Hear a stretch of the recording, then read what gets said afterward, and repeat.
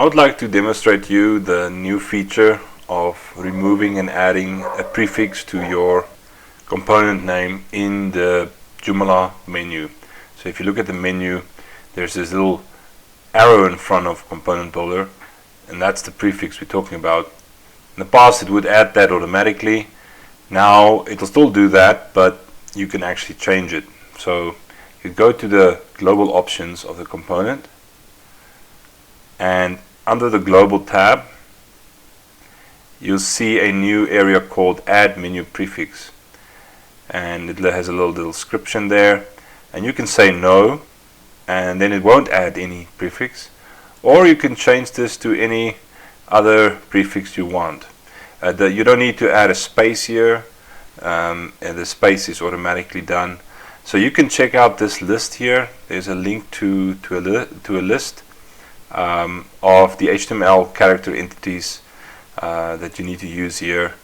This will obviously translate to that arrow, and you need to make sure to use something that can be just placed inside of an XML file. So that means that if you want to use strange characters like that arrow, you need to use the HTML. You could also use your company name, or well, you can use anything. It will basically just add it as a prefix to the component name. So to sort of illustrate this, let me change this a little bit. So I'm grabbing the value here. The one without the X is the one we're looking for, so it's the AND hash value, this one here. I'm going to grab that little circle with a dot. Oh, well, let's take the one with a circle in a circle. That looks nice. Okay, I'm going to take that one. I'm going to add it in here, and then I'm going to click save. Okay, it's asking me to add some other info as well. Okay, try again, save and close. Now let's go compile one of the demo components here. So we're just going to say demo and compile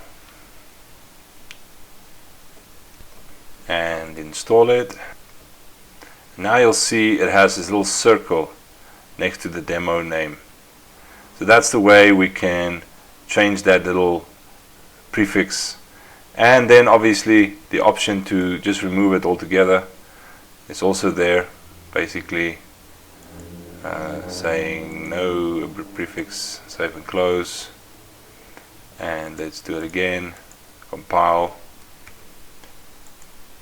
install, and now you'll see it's just the way usual components will look. There's the demo. So this little prefix can be added or removed now thanks to this new feature. Well, thanks for watching.